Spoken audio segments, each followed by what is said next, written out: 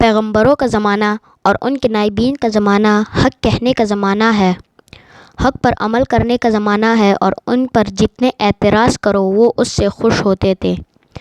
حضرت عمر فاروق رضی اللہ عنہ خطبہ روک کے کھڑے ہو گئے اور فرمانے لگے، میرا بیٹا عبداللہ بن عمر رضی اللہ عنہ اگر مجمع میں موجود ہو تو اٹھ کے جواب دے کہ میرا کرتا کیسے بنا۔ تو بیٹا کھڑا ہو گیا، کہنے لگا، جو کپڑا میرے حصے میں آیا تھا میں نے اپنے والد کو دیا، وہ دو ٹکڑے ہو گئے، اس سے ان کا کرتا سلا ہے۔ اس کو کہتے ہیں تنقید۔ بات میں نے یہ عرض کرنی ہے کہ خلفائے راشدین کا زمانہ دین کے معاملے میں اور طرز زندگی کے معاملے میں تنقید کو بشاشت کے ساتھ سنتے تھے اور اس کی وضاحت کرتے تھے۔ خلفائے اربعہ کے بعد اس وقت سے لے کر آج تک جتنے حق والے گزرے ہیں، علماء گزرے ہیں، مجاہد گزرے ہیں، حق کی حمایت والے گزرے ہیں، ان سب کو اذیتیں دی گئیں، انہیں تکلیفیں دی گئیں۔ امام ابو حنیفہ رحمۃ اللہ علیہ، ہم ان کے مقلد ہیں، جیل میں ان کی موت واقع ہوئی۔ امام ابو حنیفہ رحمۃ اللہ علیہ مجرم نہیں تھے، لیکن حق گوتے اور حق کی حمایت میں جیل میں ڈال دیے گئے تھے، وہی ان کو موت آئی، اور ان کے بعد امام احمد بن حنبل رحمۃ اللہ علیہ آئے۔ 30 کوڑے انہیں لگے تھے اور بات سچی کہتے تھے، بات دین کی کہتے تھے، اور خلیفہ وقت کو وہ بات پسند نہیں تھی۔ وہ یہ کہتا تھا کہ یہ حق بات نہ کہے، چپ رہے۔ وہ کہتے تھے، حق ہو اور چپ رہو، کیوں رہوں؟ تو حق بات مجلس میں کہتے تھے اور سر بازار کہتے تھے۔ انہیں 30 کوڑے خلیفہ وقت نے کھڑے ہو کے لگوائے تھے۔ لکھا ہے کہ ایک جلاد نے 30 بیض مارے اور امام احمد بن حنبل رحمۃ اللہ علیہ نے 30 بیض سہے، اور ہر بیض پر کہتے تھے کہ حق یہ ہے۔ میں اور آپ آج اسے بیان کرتے ہیں تو پسینہ آ رہا ہے، لیکن وہ کیسا سینہ تھا، کیسا جگر تھا اور کیسا ایمان تھا کہ اتنی شدت کے ساتھ بیعت برداشت کر لیے، لیکن خلیفہ وقت کے سامنے بھی وہ حق بات کہتے رہے، اور وہ قرآن کریم کی بات تھی، اس سے انکار نہیں کر سکتے تھے۔ حق والوں نے کبھی انتقام نہیں لیا۔ ابھی آپ دیکھیں، ہمارے بزرگ کہنے لگے کہ ہمارے ہاں یہاں دینی مدارس ہے اور ان تمام کو دہشت گردی کا اڈہ کہتے ہیں۔ اب دماغوں کا فطور آپ دیکھیں، بھلا یہ دہشت گردی کے اڈے ہیں جو 24 گھنٹے کھلے ہیں، جماعت ہو رہی ہے، نماز ہو رہی ہے، تلاوت ہو رہی ہے۔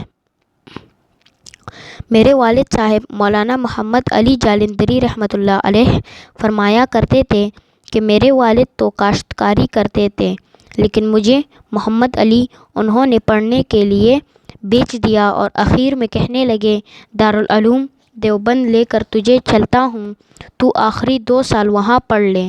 تو والد صاحب سناتے تھے کہ عصر کی نماز کی 2 رکعتیں ہو چکی تھی جب میں اور میرے والد پہنچے، تو ایک چبوترے پر جگہ ملی تو بقیہ 2 رکعت نماز کھڑے ہو کر پڑھی۔ جب پڑھ کے بیٹھ گئے تو میرے والد صاحب مجھے کہنے لگے کہ یہ انسان ہے یا فرشتے ہیں؟ یہ بالکل والد صاحب سناتے تھے، ایسی شکلیں اور ایسا نوران کے چہروں پر، اور پھر مجھے کہتے کہ میری خوشبختی کو تو دین یہاں پڑھے گا۔ صاحب دل آدمی مجمع کو دیکھ کر خیال کرے کہ انسان ہے یا فرشتے، کہ اتنا زمانہ بدلا کہ حکمران انہیں دہشت گرد کہے۔ اِنَّ لِلَّهِ وَإِنَّا إِلَيْهِ راجعون۔ تو ابتلا آیا خلفائے راشدین کے بعد، اور بڑی تاریخ گزری۔ جس بزرگ کو آپ لیں گے، آپ کو معلوم ہوگا کتنے سال جیل میں رہا ہے، کتنی سزائیں اٹھائیں۔ ہمارے ہاں مجد الف ثانی رحمۃ اللہ علیہ، نام تو سب نے سنا ہے، کتنے بڑے محقق اور فاضل تھے، اور کتنے سال جیل میں گزارے۔ اور مجدد صاحب رحمۃ اللہ علیہ کو جب جیل میں بھیجا تو قید سے رہا اس لیے کیا کہ سارے جیل والے تہجد گزار ہو گئے۔ اللہ تعالیٰ کا نظام دے کہ سارے ڈکیت اور چور، سارے قاتل تمام جیل کے اندر 3 بجے اذان ہو اور سارے جیل والے تہجد پڑھیں تو بادشاہت میں انقلاب آ جائے گا۔ مجدد صاحب رحمۃ اللہ علیہ کو جیل بھیجا تھا ظلماً، اور اللہ تعالیٰ نے وہاں بھیج کر کام لے لیا۔ تو ہمارے ہاں ایک جماعت حق پرستوں کی رہی، مجاہدوں کی رہی، اور ایک جماعت علماء کرام کی رہی۔ علماء کرام کا ایک جمع غفیر ہے۔ ہر زمانے میں حق بات کہنے میں اس حکومت آ گئی اور مرزا غلام احمد قادیانی کھڑا ہو گیا۔ اللہ اکبر! بھلا مسلمان اس کو برداشت کر سکتے تھے؟ روئے زمین کے سامنے اسے برداشت نہیں کر سکتے تھے۔ اور مسلمانوں کا جمع غفیر اور علماء کرام کا جمع غفیر، اور پھر مرزا غلام احمد اور اس کے ماننے والے، اور بس پھر گیدڑ کی طرح یہ بھاگا اور دوڑا، پوری دنیا کی سپورٹ اس کے ساتھ رہی۔ مرزا غلام احمد نے ایک غلطی کا ازالہ نامی کتاب لکھی، چھوٹی سی کتاب ہے، اس میں اس نے بڑی لغویات لکھی ہیں، اور بیچ میں یوں ہی کہتا رہا کہ میں ہی ہوں، میں یہ ہوں، میں وہ ہوں۔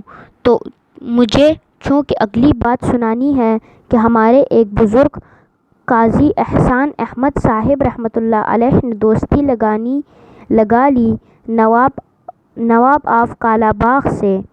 نواب کے دل میں ان کی بہت محبت آ گئی۔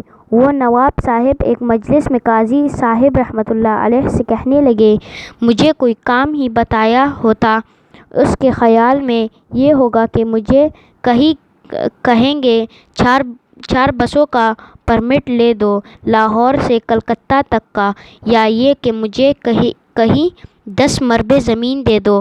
قاضی صاحب رحمۃ اللہ علیہ ان سے فرمانے لگے، پوچھ تو لیا ہے، مان بھی لینا، نگاہ فرمائے تو صحیح۔ تو فرمانے لگے، رسالہ نکالا کہ اس رسالے کو ضبط کر دیں کہ اسے نہ کوئی چھاپ سکے اور نہ اسے کوئی بیچ سکے اور نہ اسے کوئی رکھ سکے۔